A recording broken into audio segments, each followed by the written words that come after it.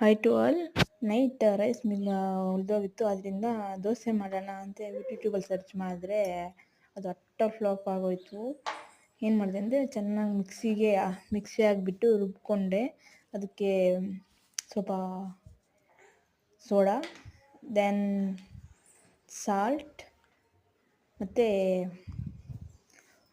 ಉಪ್ಪು ಯೂಸ್ ಮಾಡಿಕೊಂಡೆ. ಸಾಲ್ಟ್ ಅದೆಲ್ಲ ನೀರು ಬಳಸ್ಕೊಂಡು ಚೆನ್ನಾಗಿ ಮಿಕ್ಸ್ ಮಾಡಿ ಪ್ಯಾನ್ ಮೇಲೆ ಹಾಕಿದೆ. ಬಟ್ ಅದು ಚೆನ್ನಾಗಿ ಬಂದಿಲ್ಲ. Don't try this. Thank you. Please subscribe my channel and please do subscribe. Thank you.